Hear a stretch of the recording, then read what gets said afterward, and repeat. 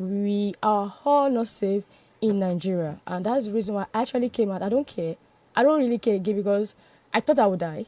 I thought I would die in there, and I'm not scared again for that death scene, and that's the reason why. When were you kidnapped? I was kidnapped in February, 21st to 25th. I came out on the 25th in the afternoon around 1 p.m. to p.m. that day. Yes, that is Saturday to Wednesday, if I'm correct very well. Yes. You were traveling from Ibadan, right? Yes, I took my bus. I took my Sienna from New Garage, and New Garage. From New Garage, then they actually, you know that most times they don't go straight to Warri. They will drop us in Bini at the park, and they alight us at the Bini, the back pass. There's a particular bus stop there. They alight us there. There were two that were actually going to Warri, and they paid our money continuous like that. We entered, we wrote our name, normal park protocol. And it's not like I went for maybe roadside, this thing that they used to do, but it was directly from the park, and the Sienna, we alighted from there on our way to Warri, and that's how we are hijacked by the kidnappers. The gunshot, the driver could not undo it again. The driver had to escape. Everybody had to find a square route. Everybody had to run, and we were 8. 4 of us were apprehended.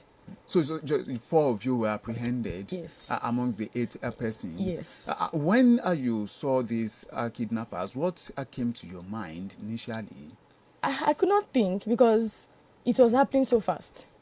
They were shooting. The first gunshot was actually headed to the tire. The first tire, the second one, our driver was trying to reverse back, to cover the distance of them coming towards us. And before was going, the second one, and all of them started shooting the gun towards us, like inside the car. All of us that were inside, we were bending, all of us shouting, blood of Jesus, Jesus, Allah. How it can happen at that chaos moment that it can happen to anybody around that time. Before what's going on, the driver could not handle it again because the gun was already coming like directly. The glass was really targeting back to back, and the glass was bouncing back, those things, and it was already coming. And before what's going on, the gunshots can enter anybody's, and before what's going on, anything can happen. And that's why you have to stay, and everybody trying to come out, at that aspect. And at that time, there were more than 9. I think there were 10, and they rushed towards us and hijacked all of us. The kidnappers? Yes, there were 10. There were 10. There were many, and all of us were with guns. And if you try to run, they will shoot towards your direction, in case that can actually, straight bullet can meet to your leg, and nobody wants to try that aspect. People that really came out are the first set of people, the first person in the front, the first person in the middle seat, and the first person at the back. Those are and the driver, because the driver had to pass through the other driver's seats while they were coming towards the door side, meaning that all of us who were trying to come out were apprehended. The remaining 4 people were apprehended straight with them, while the other ones were already at the back because they were the first person to alight before us. So how sophisticated were the weapons that they were carrying? Okay, the gun, at least for all of us that have been watching movies, like AK-47 and the strong ones of the AK-47s, and all of them were with the guns, and they have the rifle very well with them, and they can continue shooting for us. That was how they were really prepared for anything that will happen. The funny part is that when we're taken to the bush, they search us. They search our body. None of us were with phone because, to be sincere, and I've been hearing about kidnapping stuff like that. And the first thing that came to my mind was to throw away my phone inside the car. I threw away my phone. When it happened? Yes, I have to. Yes, immediately I threw away my phone because seeing your phone, we that take pictures, that like going to every different places and stuff like that. Once they see your pictures and like that, they will demand for more money. You understand? And I have to throw away my phone. Yes, I have to. When they were searching all of us, the 4 of us, there was no phone with us, right? They went back. After trekking for like 4 hours. Some of them went back to check the car, to bring out some phones. They saw the driver phone. They saw the copper phone. There's a copper with us. Is a guy. They saw his phone, and the other lady today saw her phone too, and like 4 phones inside the car. They just went inside the car and pick and came out. They didn't really search inside the car. So just to measure how affluent their victim is. Yes. They can, yes, and they were not scared that, okay, fine, we've kidnapped already, let us just forget about this phone. But they went back. It shows that they are not afraid. And the next day that we continue trekking. From 8:30. So they took you into the forest immediately? Yes, immediately. And they came from the forest? Yes, to come and pick some food, to come and search the car that we were taken from, rather. They came back to come and meet us. Some of them, it was a separate thing. Like they were up to 10. Like 4 of them went back, and the remaining 5 were with us. And we continued with the remaining 5 of them that were with us. We continued trekking. The funny part is that they still know where we were. Like sometimes during the day, like 3 of them would go out, but their car was with us. Their car was with us. Their car Was with us, yes. They kept their car somewhere during the day. Some of them would come out to come and graze their car. In the forest, right? In the forest, yes. That means they had created a motorable path. Yes, for themselves. But when we were kidnapped inside the forest, like their cutlass, they used to part the way. They would use it to part the way for us to enter. And as they're parting the ways, they know the next place that we are heading to, right? Means that they actually know everywhere, like they know everywhere. And the reason why we were not tied was because they have their ropes with them, and they were already they wanted to do that for us at the beginning, but they left us alone.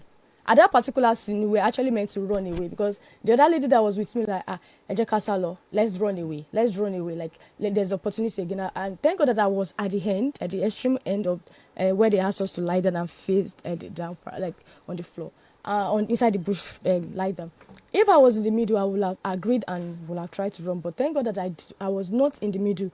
I just tried to look back from how I was lying down on the floor.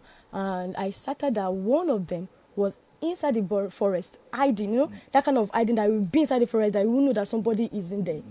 Inside the big bush, and the person was hiding in there. Meaning they place each other in strategic position. Yes. Imagine like trying to run away. They will come out and attack us, and immediately something like that. One, either I'm a lady or 3 of us are lady. Either they rape us, that's when our beatings will be higher, and that is when anything they want to do on us will be, that will trigger their hangers.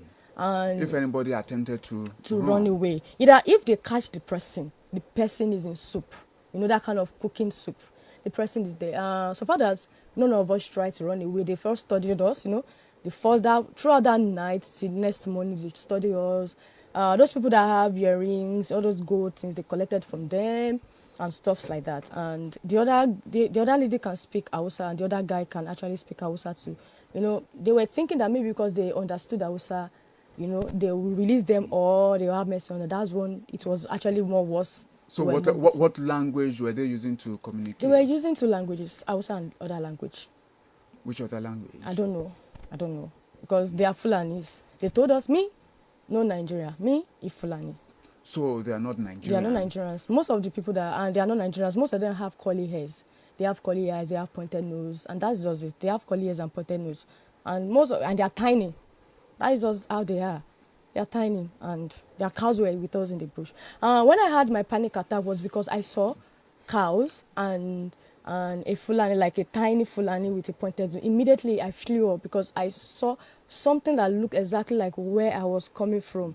And I had a panic attack. When was that? And I had a panic attack after 2 weeks that I came out from the forest. That you came out? Yes. For how many days did you spend in the camp of the kidnappers? That is Saturday to Wednesday. I think that is 4 days. 4 days? 4 days, yes. That is 5 nights, 4 days in there. And that's the days I spent there. Wow. What were you eating? Oh, that's a beautiful question.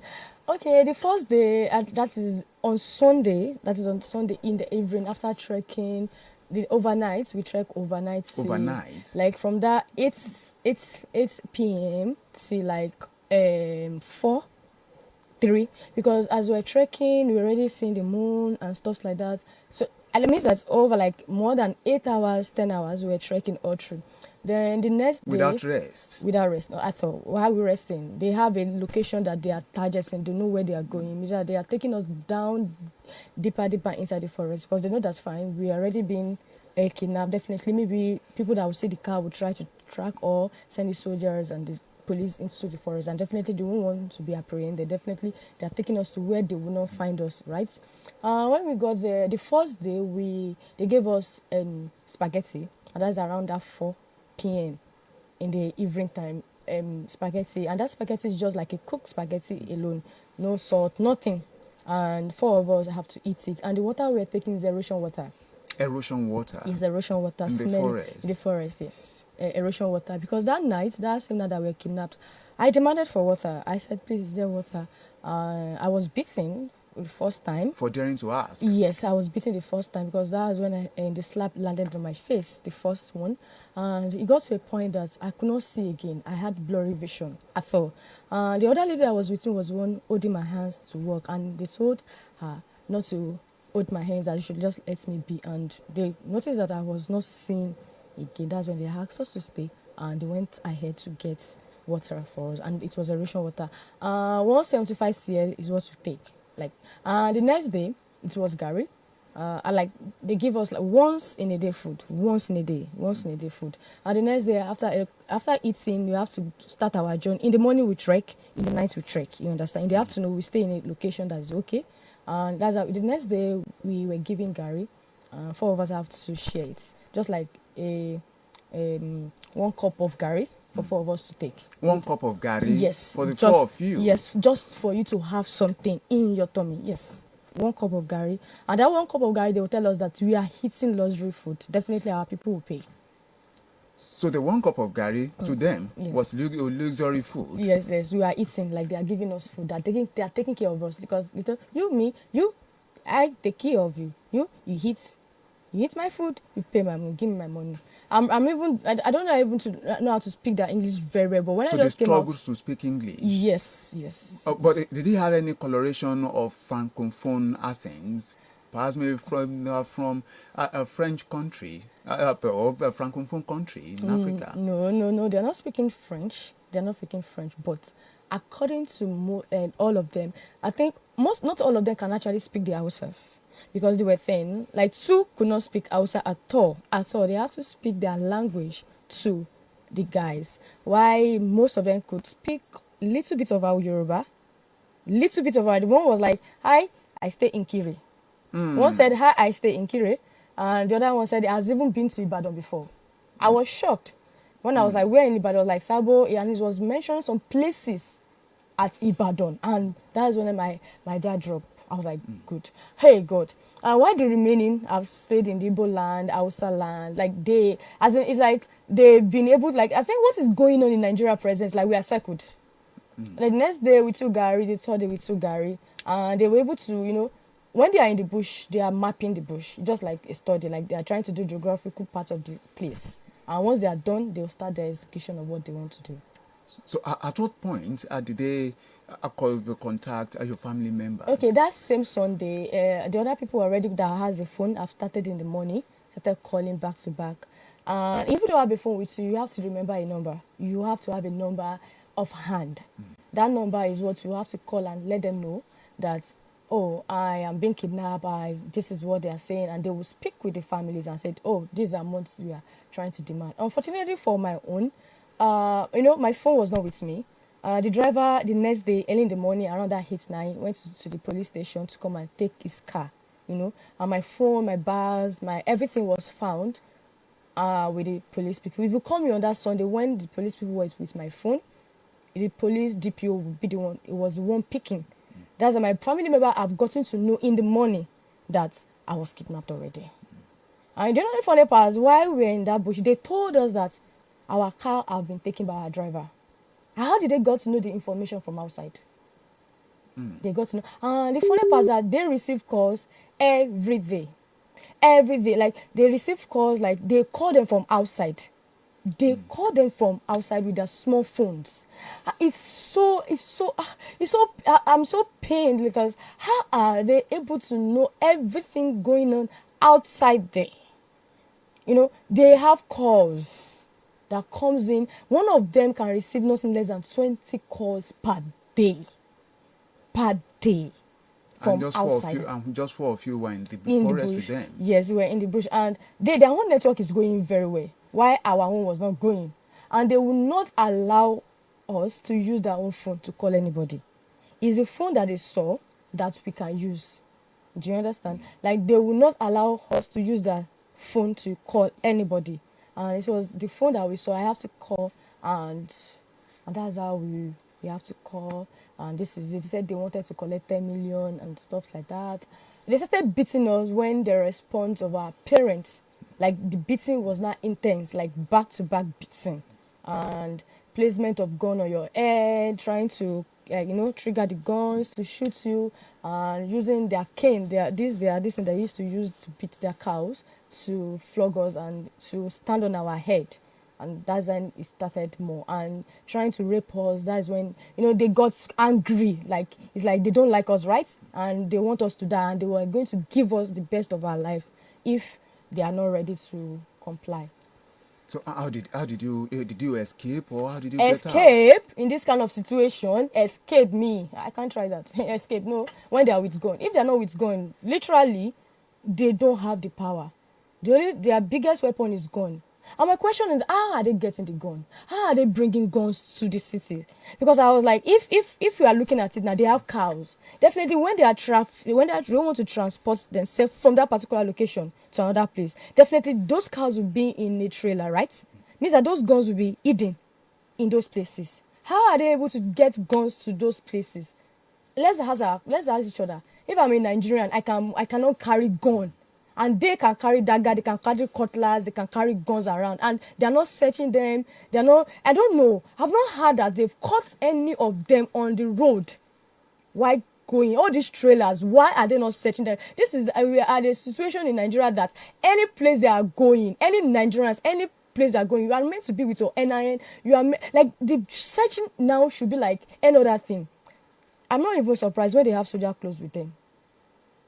Yes, and they are standing and checking points to kidnap people. What is next? What happened? That is it. Yeah, okay, you saw a checkpoint. Yes, it was a checkpoint. Yes, it was a checkpoint. They disguised in this checkpoint to kidnap us. Yes. What is remaining? What is remaining? Death is already. Everybody is already respecting death in Nigeria. I'm sorry. So, did you? How did you leave? Did you pay ransom, or you were rescued? Yeah, we actually rescued. No, we paid ransom. Okay, for that rescue part, when my phone and the other lady's phone, because two phones were saying, another person's phone was saying, part of the passenger and the driver phone. They saw 4 phones. Me and the other ladies that they did not see our phone was with the police people and stuff like that. Then at their own family and my own family was like, why can't they track us? They should track us. Like they should track us or send drones to where we are. At least we are calling out.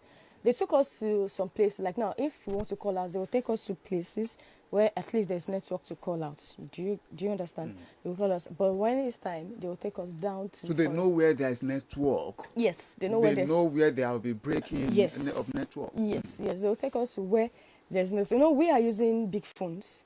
And our phones cannot really connect with network. Why they are using small phones? And their own phone, anywhere they are actually communicating very well. They took us to where we will see network, at least not like out, but when they're coming out already, there's network coming out already. And they took us net and they asked them to track us. Oh my God! The police station that I was handling our case said, federal government did not give them order. I'm still mad at that statement. Forever be mad to Nigeria. So I just don't want to have anger like this hatred towards my country. I will never, in Jesus' name. That your citizen, like 4 people are in the hands of the terrorists, like they are in the hands of these bandits. And the answer was like, we cannot track because we're not giving order. What is happening in Nigeria, to be precise? We were not giving order to track by federal government. Yes, we know that they are not state security. Their orders comes from above. But they were not giving orders. I thought Nigeria was a country that something like this, they will ask for backup within a space of maybe 2 hours. The backups of other local governments, other states, other places that there were police places, they will come together, be in a boardroom, trying to solve, trying to map.